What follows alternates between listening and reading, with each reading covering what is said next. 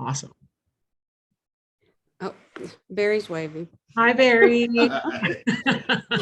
All right, so I'm going to go ahead and let you start and introduce yourself. Well, I guess, hi, I'm Bekah. I'll let you go ahead and start and introduce yourself. My name is Leah. I am a super heavyweight powerlifter, multi-fly powerlifter. I'm really bad at introductions, Bekah. I have all the questions written down, and I'm going to tattle on myself a little bit. So I sent Chad a message this morning and I made him swear to be quiet about it. I was like, dude, okay, look, total girl crush here. And I'm super nervous. I have not been nervous about any of these interviews. And this morning I'm like, oh my God, I'm talking to Leah today. I don't know what to say. So I sent Chad a message and I was like, dude, help.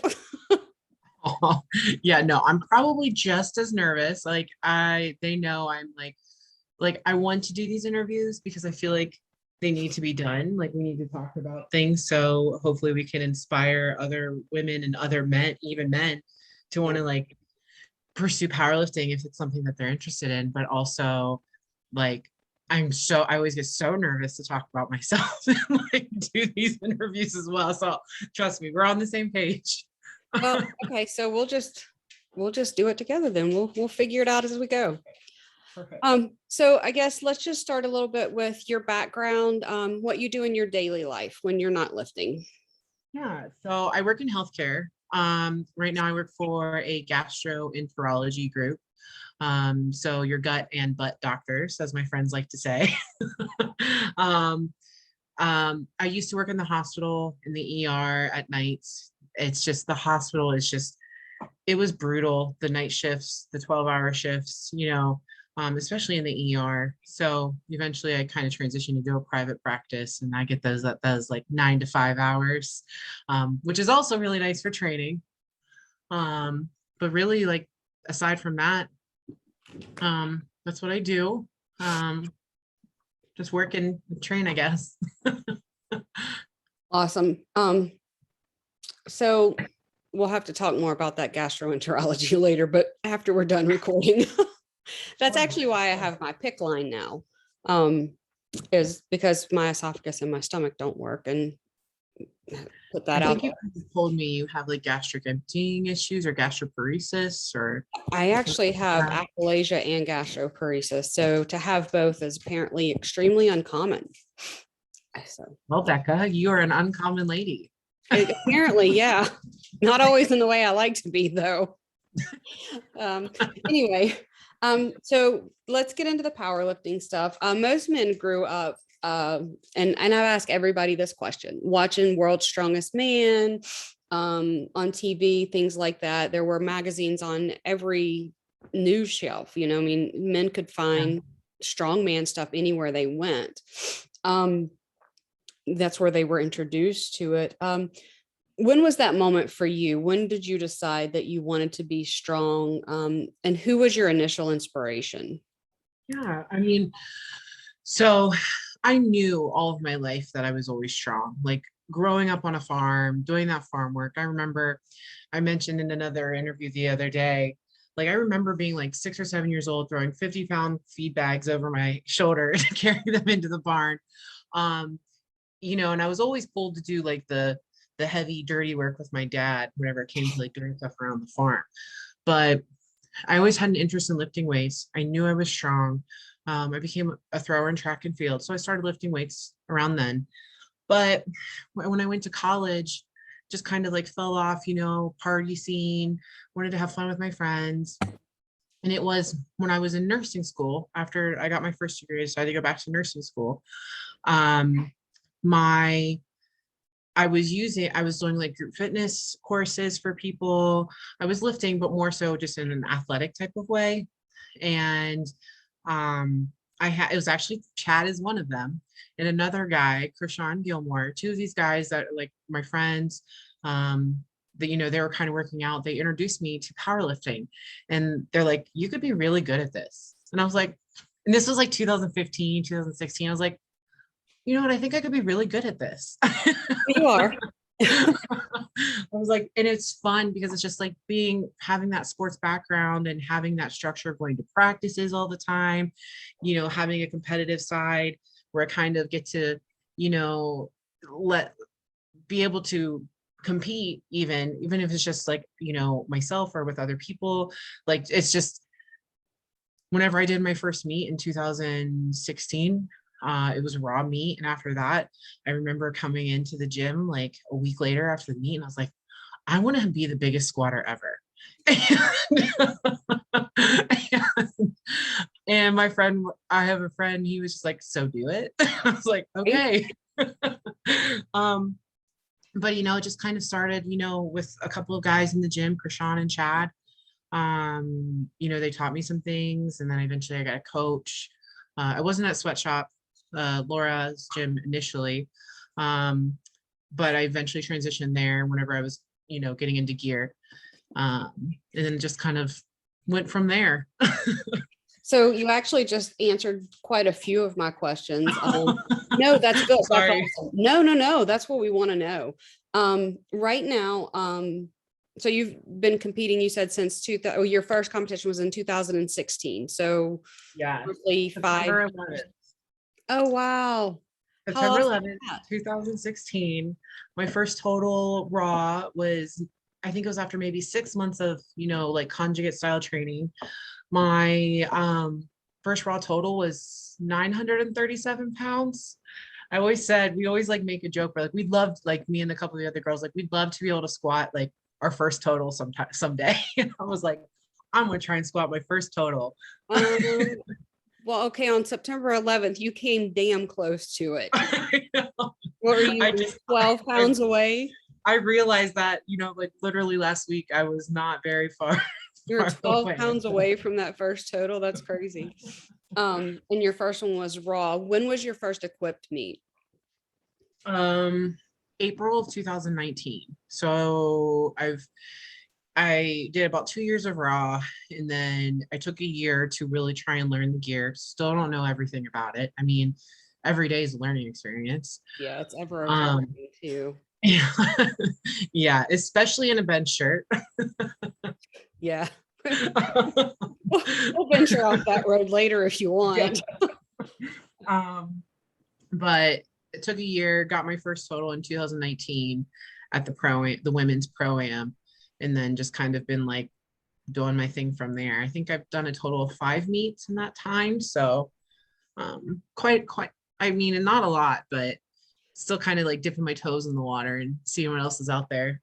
You have some pretty impressive numbers for 5 years and 5 meets. I don't know that you can call that dipping your toes in the water. Right now your best lifts on open powerlifting, because that seems to be where everybody gauges strength. Yeah. So we'll leave that there. Your squat's 925, which you just did at Shauna's meet on September 11th. Your bench is 474, and your deadlift is 635, which you just did at Shauna's as well on September 11th.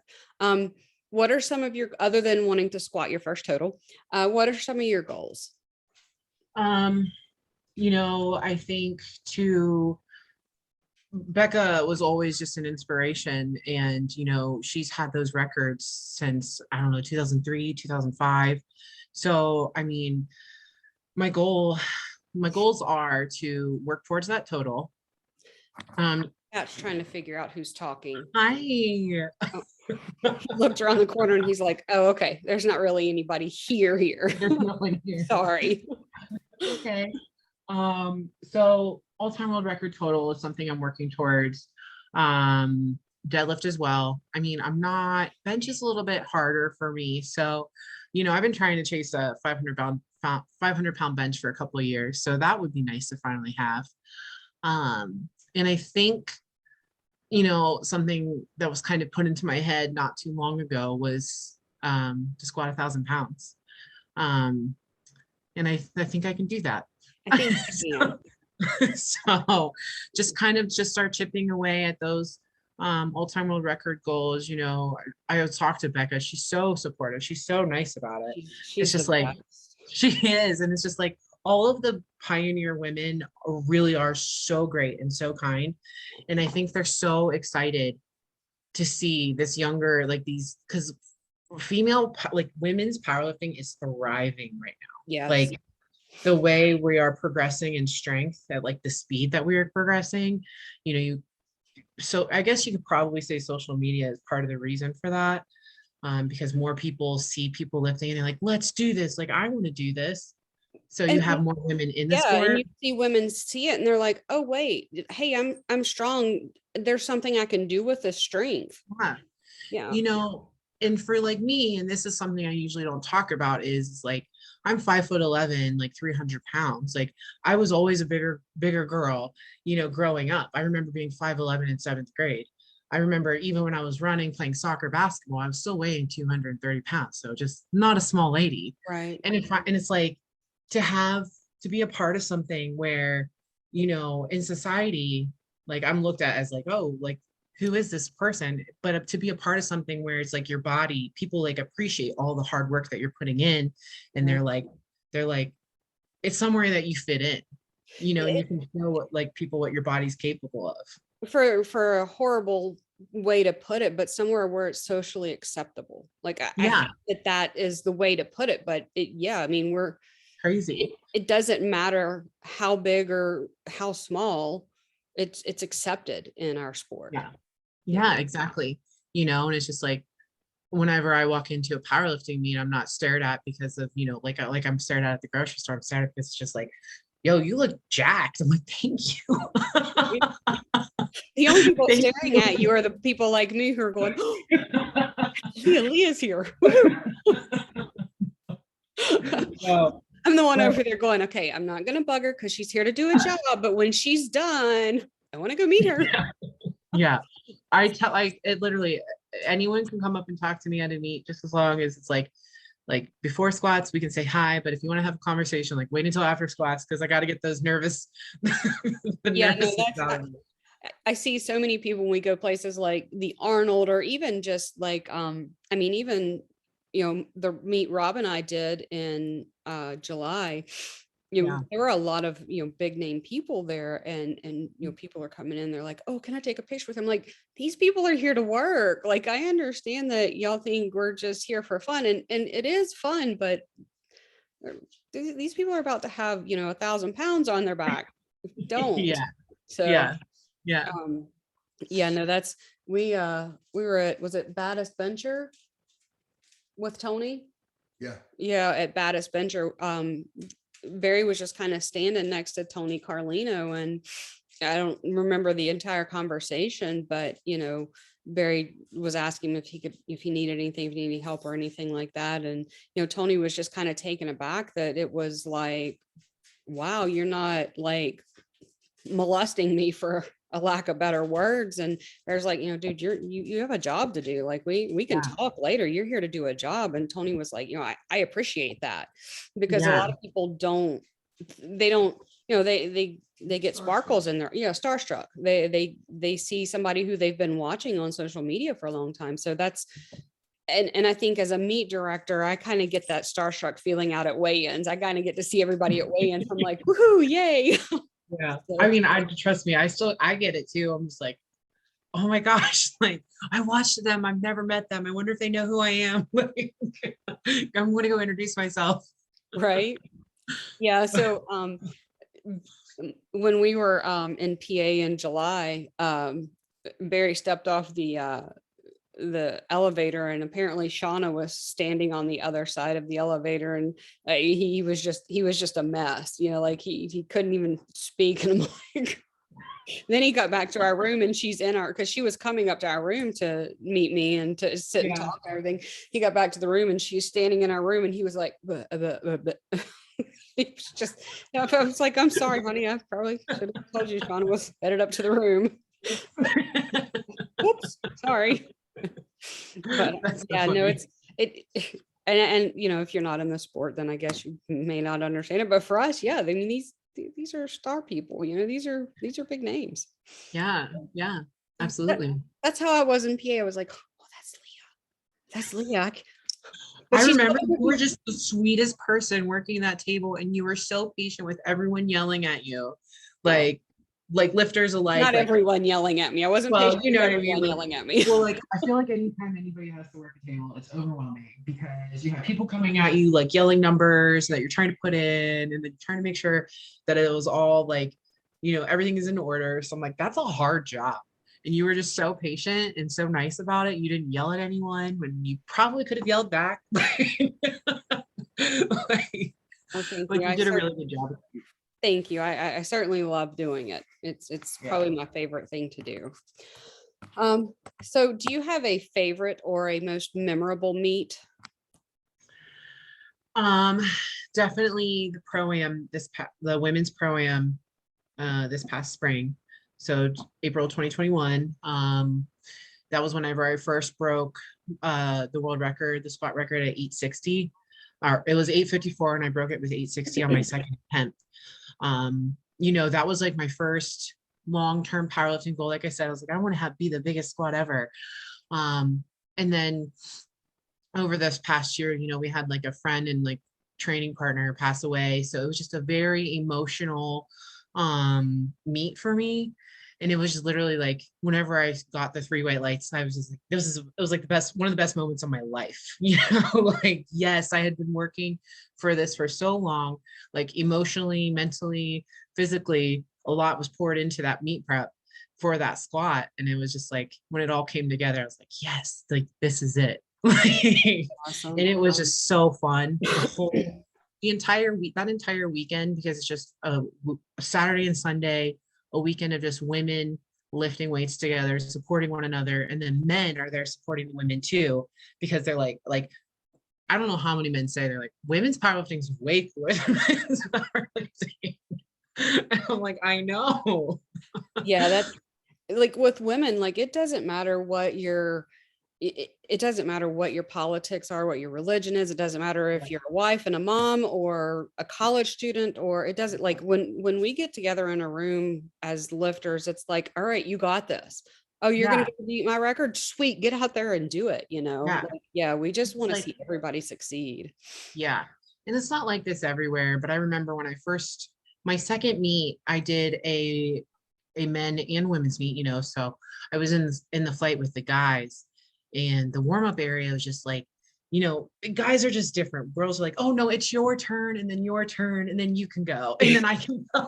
And guys are like just cutting in front of each other, trying to warm up. Like, I was like, I don't like this. But the last one I did that was like men and women both. It was not like that at all. It was super helpful and nice. But I'm just like, sometimes you get that where, the atmosphere is just different, I think. But I think it's different in a really good way. And I think, hopefully some men lifters, younger male lifters can see that too and be like, this isn't just about like ego and whatever. Like, we're here to like support one another, build each other up. Like, yeah, we're competing against one another, but like, we're all really pushing limits and weight that normal people, 99.9% of the world can't do. Right. So, right. So where do you see yourself in 10 years with all of this?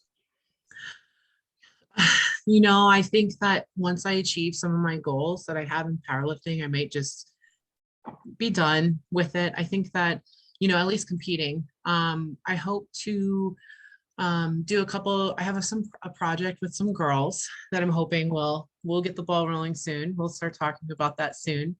That I hope will leave a mark in powerlifting as well. I will always probably lift weights, something like that. But I know that I definitely, it'll be hard to get away from it.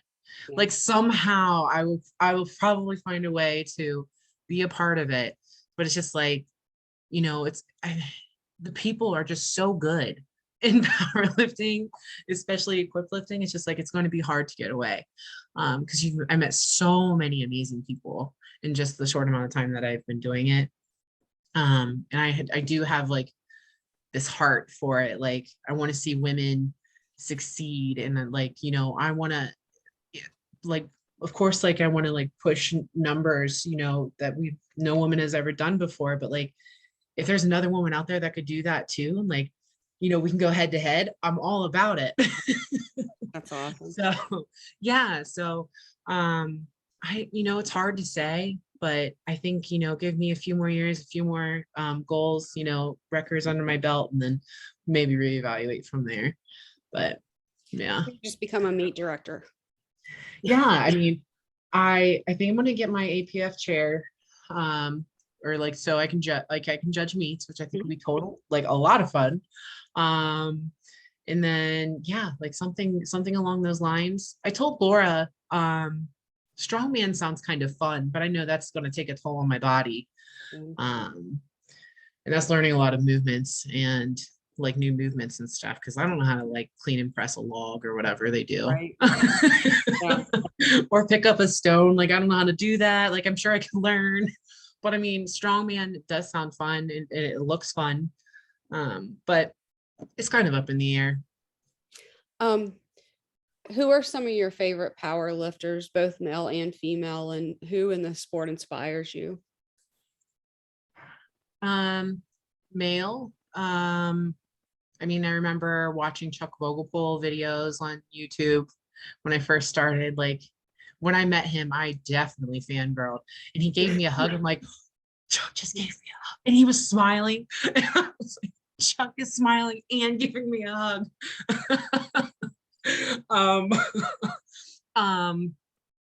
I watch a lot of, you know, Chris is one of my good friends. So Chris is one of my favorite powerlifters. I love Bob Merck. I love to watch there's Danny Tinajero, Brian Hill, love to watch him squat. There's a few. For women, there's so many women powerlifters I can't even. I know a lot of the girls in the gym. We have Katie Brent. She's been training under Laura for like 11 years. Like she inspires me. She's come back from like an ACL tear and she's still able to like just squat and like get under the bar again like that. I know that's hard to do. Yeah. Of course, Bekah, Laura Phelps. How do you not love Laura? No, right? Right. She's the queen of everything. There's quite a lot. There's so many women out there too. That I just look up to. Like, you know, I can find a quality in someone that I'm like, I like, you know, Cosette Neely. It's like she's literally like a RoboCop getting through her training. And I'm like, and then there's, you know, I was like, I wish I could be like that because I get distracted. We I laugh chase squirrels or sparkly things or yeah. I train with the guys, you know, Chad and Connor and some of the other guys, and we have a blast. But yeah, like I'm like, we could totally like we should probably like, be more serious. Don't take it too serious. No, that's what I tell everyone. I'm like, if you're not having fun, then why are you even doing it? Yeah, exactly. Like this is something we don't get paid money for. No, so. No, nobody's in this sport to get rich. We're just here to get broken. Yeah, and have fun while we're doing it. Right, right. So how do you, and we've talked about this a little bit, how do you feel about the sport and its progression of female lifters? Like I said, I think it's freaking amazing because like you think about it, I remember just 5 years ago, and I mentioned something about it on my story, you know, maybe a week or so ago. I remember that 500 was a number that women wanted to deadlift, and like that was a big deal for women to pull.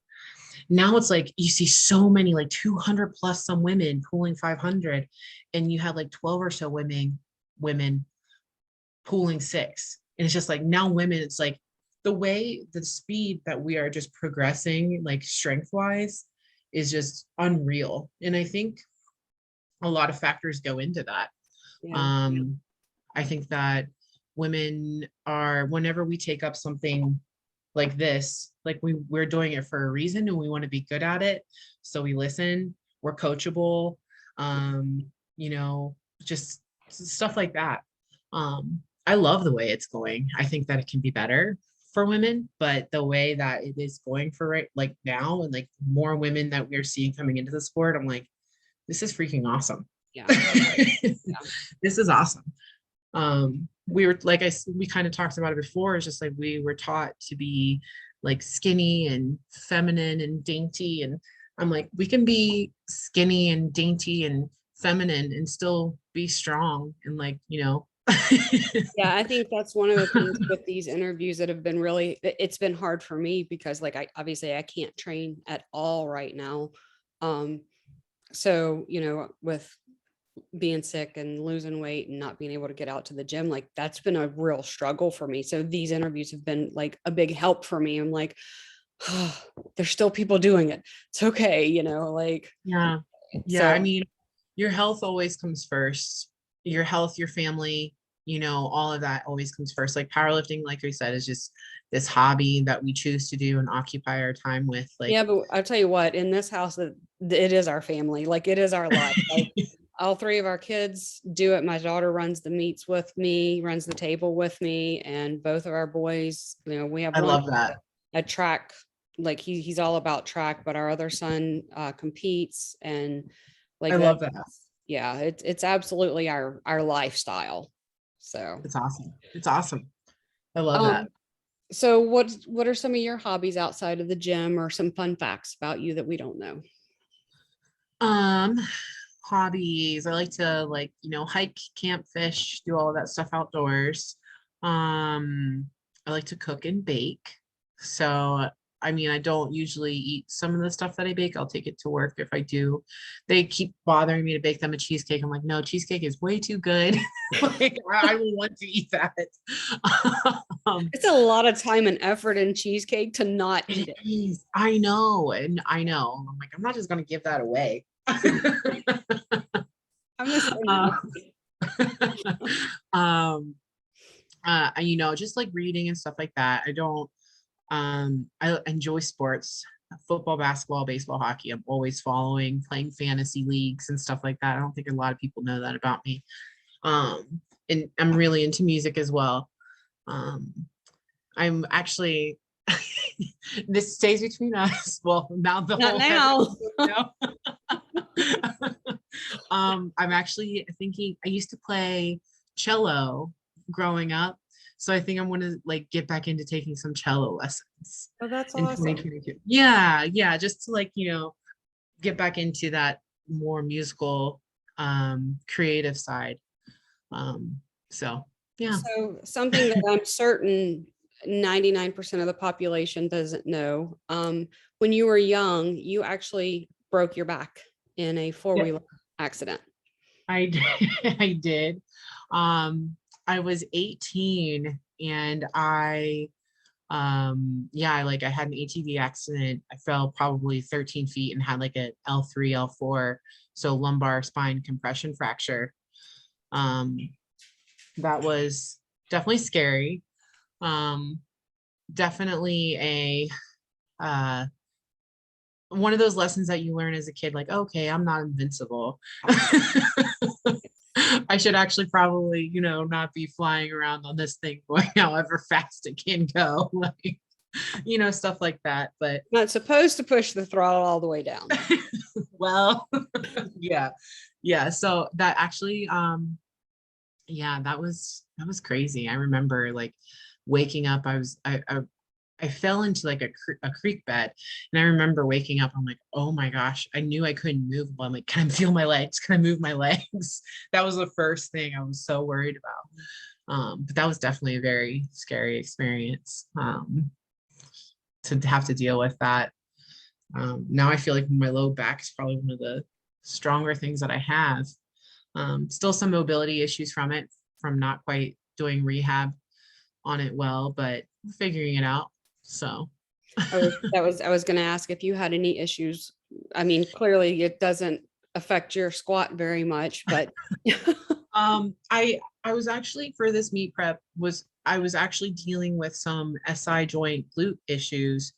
And I honestly think it was because, and I saw John Quint, he's like this neuromuscular therapist. And we're talking, and it's because I can't really get my spine into flexion, or I mean extension.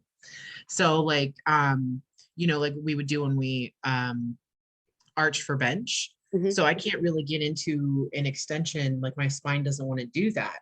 because of like something that I just didn't really rehab properly.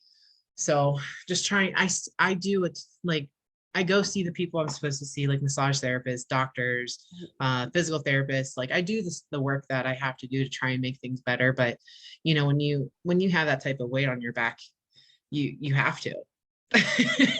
Well, and You at 18, have nobody to. wants to do rehab.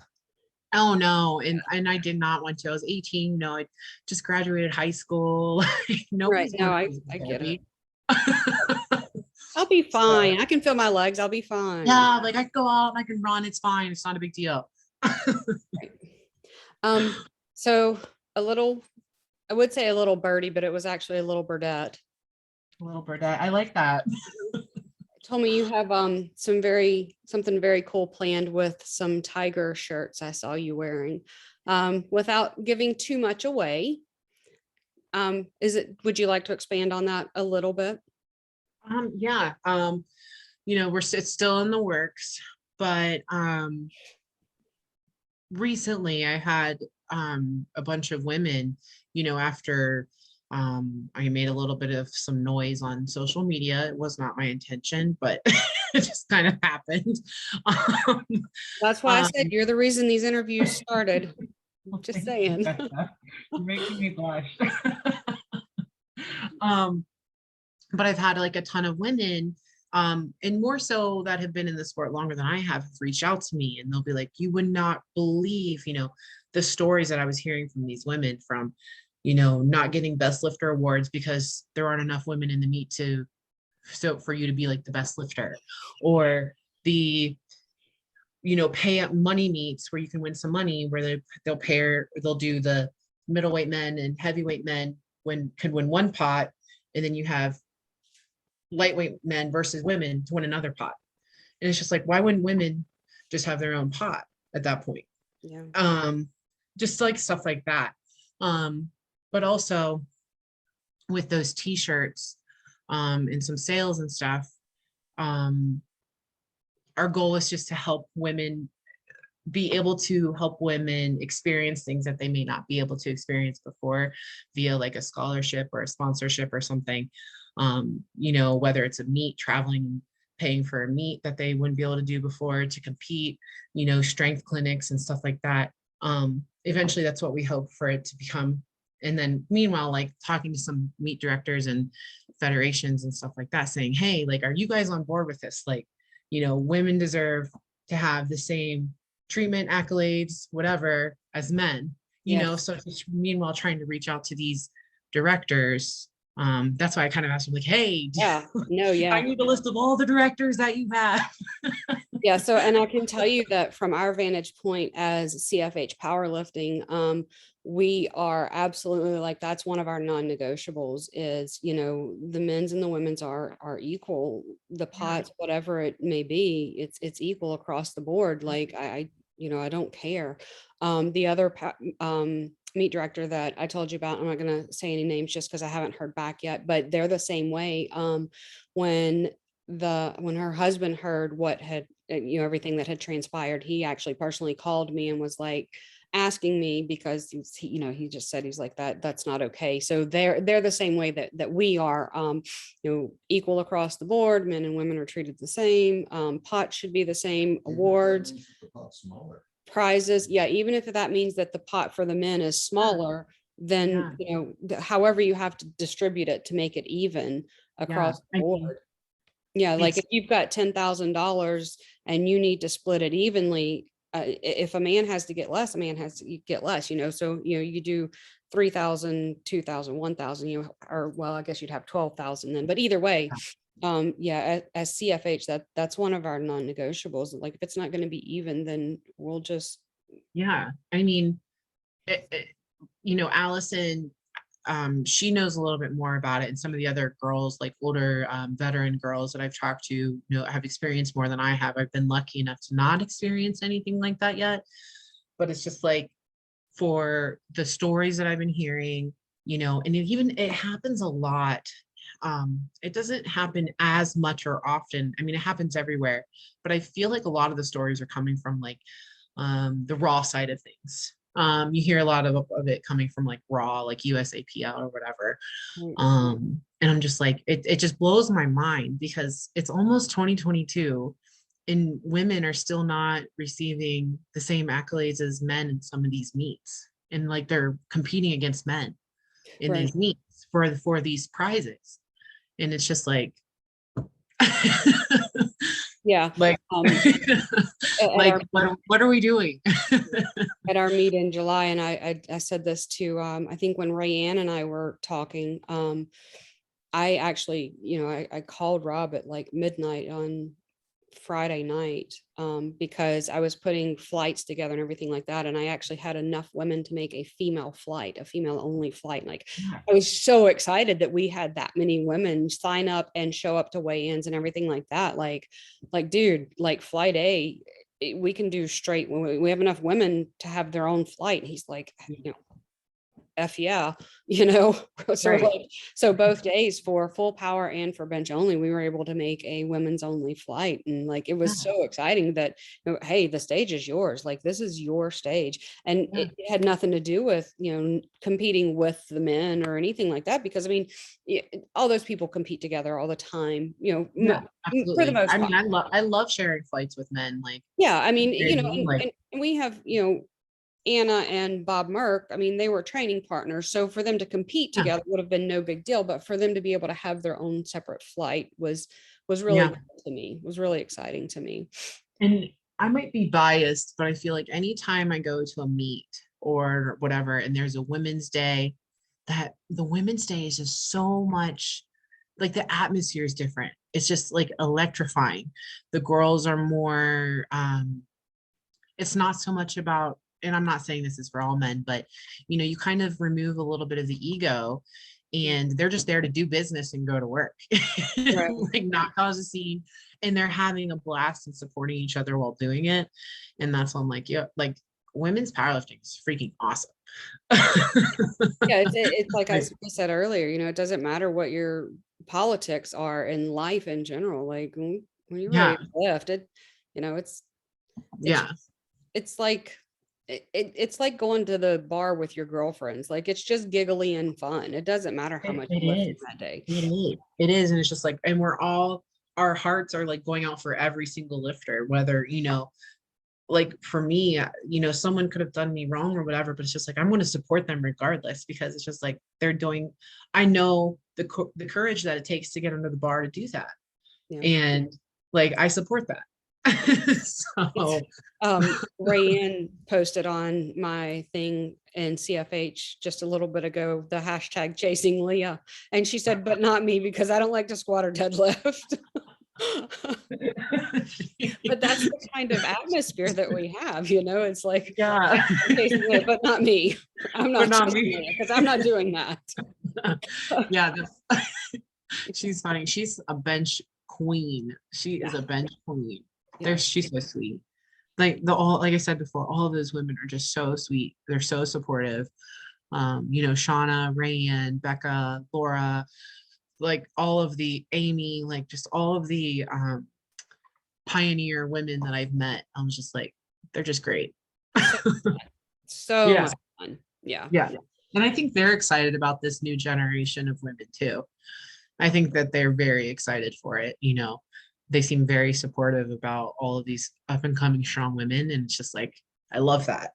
Like that's how it should be.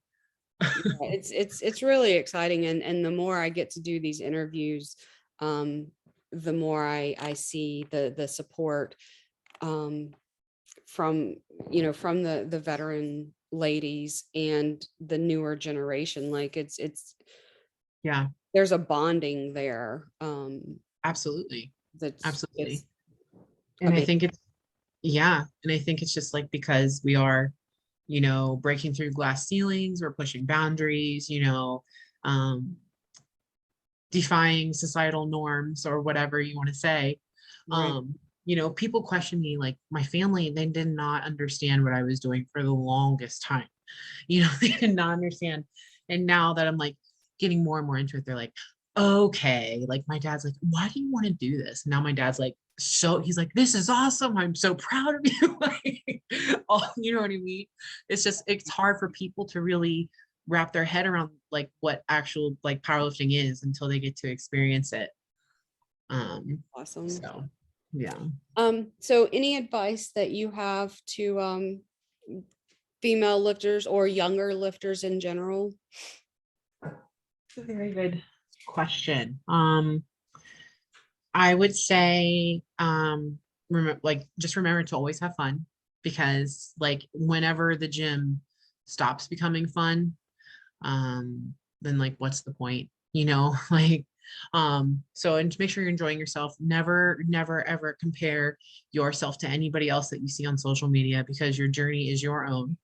Um, I I feel like it's hard whenever you see lifters all the time on social media and you see them doing so well. Like, people want to compare themselves and chase them, and of course you want to chase people. Like, you know, I chase my training partners, I'll chase whatever. But I think that to really just focus on yourself and bettering yourself, that's like just a huge factor in being successful in lifting. Because really, like, you're not doing this for anyone but you, right? Like, Right. so, and yeah, I don't know, that's really hard. Oh, and be patient. Just be so patient and kind with yourself. Like, it doesn't happen overnight. Like, yeah, you have some people who are, you know, more genetically inclined to succeed than others, with strength sports, but to just be patient with yourself and not be so hard on yourself. Give yourself grace. Yes, be kind. Be kind and take care of your body, because you've only got one. So like, do your mobility. Do your therapy. Do your therapy, do your mobility. Well, I'm gonna let you get back to your daily life. I cannot thank you enough for Thanks sitting for down having with me me. on. It was like so easy to talk to you. I can't, I mean, now we're like recording and I'm like, oh, like, this Oh is yeah. like Like, oh yeah, we are. we're meeting. Yeah. So, well, thank you so much for having me on. Thank you. And I really appreciate you and everything that you're doing for us as women Of in course. sport. And Of course. you know Yeah, how to find me if there's anything that I can do to help you guys. I But appreciate that. I, Yeah, I I do appreciate you taking time out of your day to sit down with me. So thank you of so course. much. Go Yeah, of ahead. You were course. going to say something. I was Sorry. gonna say, I'll be in touch with you, because we have a Zoom meeting and stuff scheduled, and we're gonna start talking about things a little more. So I'll be in touch with you guys. Awesome. I look forward to it. Yeah. Yeah. So yeah, Barry was just saying what I was thinking. CFH Powerlifting would love to help be a sponsor for your whatever we can do financially or whatever. Definitely. Thank Please put you. us down as a sponsor. We'll help in any way that we can. Definitely, you guys are so nice. You guys are the sweetest. Well, thank you. We just want to see everybody succeed in this sport. You know, Yeah. I started this as my interviews with the women in this sport, and that's how it's going to stay for a while. But I eventually want to talk to all the women so that I can start talking to the men as well. Like, I want to interview people like Chad Burdett. Like, his story is mind blowing to me. Yeah. And you know, he's somebody that I feel like deserves to get his story out there. And Absolutely. you know, Absolutely. um, There's some really cool people in powerlifting. yeah, there are. There's you know, I'd love to sit down and talk to Delafave, because like, listen, if you've never been at a meet that Delafave was at, then you're really missing out on in life. He is one of my best friends, and he is a very special person.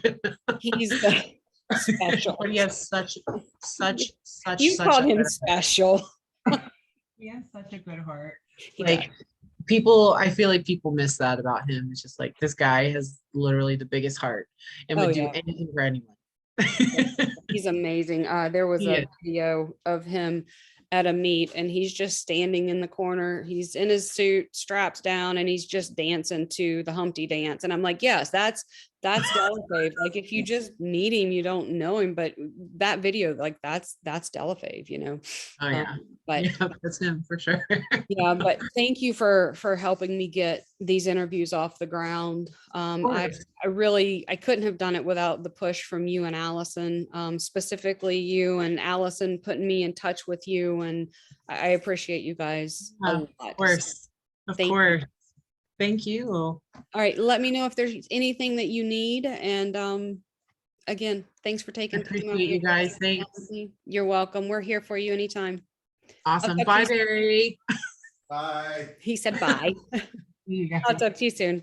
Okay. Bye.